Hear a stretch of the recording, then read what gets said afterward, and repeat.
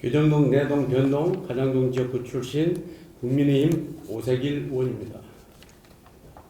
건의안 제안 설명에 앞서 2월 7일 접수된 국민의힘 홍성영 의원이 발의하고 할인의 의원이 찬성한 이재명 대표 공식 선거법 항소심 지연 꼼수 규탄 촉구 결의안이 2월 11일 임시회의 안건으로 조차 상정되지 않았습니다. 조기식 부당의 편파적이고 불경과 무정 운영을 강력히 촉구하며 즉각적인 사퇴를 촉구합니다. 오세길 의원님 이제 카메라 진행해 주시기 바랍니다. 자, 본연과 박용준 의원이 공동 발의하고 존경하는 동료 의원 14인이 찬성해 주신 경계선 진흥인 맞춤형 지원 체계 구축 및 인식 개선 촉구 건의안에 대하여 제안 설명 드리겠습니다.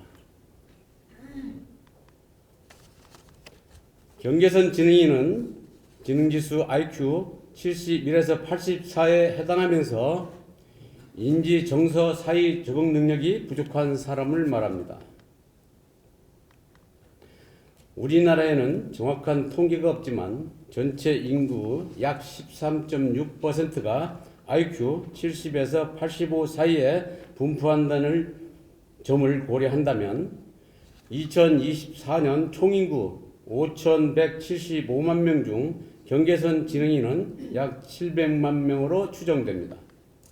그러나 약칭 발달장애인법의 적용 범주에 해당하는 지적 장애인이 2020년 기준 21만 명인 점과 비교할 때 경계선 지능인은 그 수가 현저히 많음에도 불구하고 이들에 대한 정책적 관심과 지원은 여전히 부족한 실정입니다.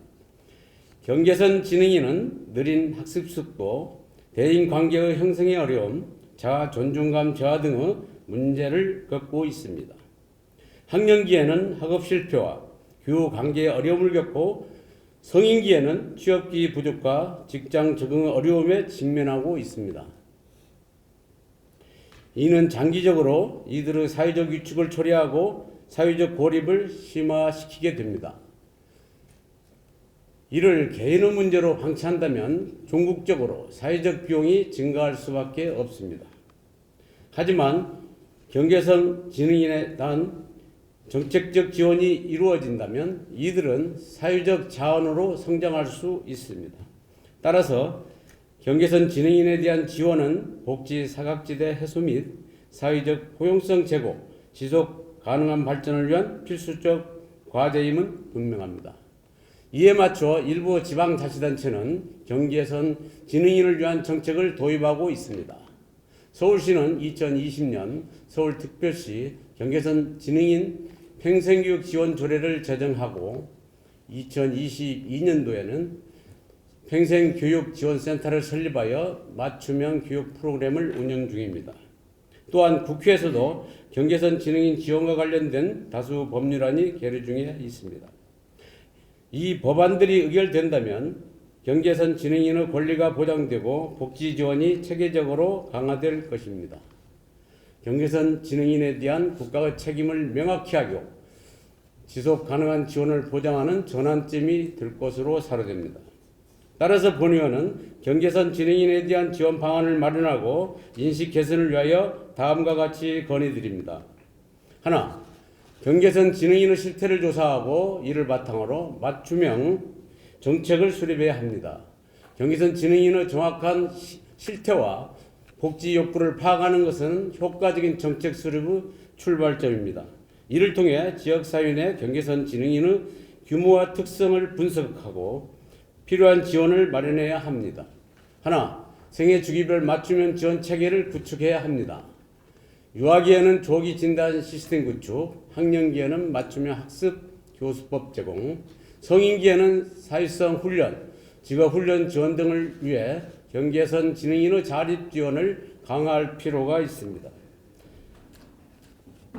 하나, 경계선 지능인에 대한 사회적 인식을 개선하고 계류 중인 법안의 조속한 통과를 촉구합니다. 이들에 대한 차별, 편견 해소를 위해 지역사회 차원의 인식 개선 캠페인을 적극 추진하고 국회는 법안 통과를 통해 이들의 제도적 기반을 강화하도록 해야 합니다. 경계선 진흥인을 지원하는 것은 특정 집단만을 위한 것이 아닙니다. 경계선 진흥인 지원은 국가적 책임이자 사회 전체의 발전을 위한 투자입니다.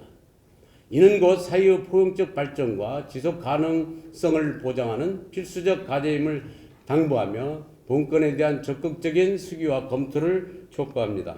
이상으로 경계선 진흥인 맞춤형 지원체계 구축 및 인식 개선 촉구 개선안을 원안대로 채택하여 주실 것을 당부드리면서 제안 설명을 마치겠습니다. 감사합니다.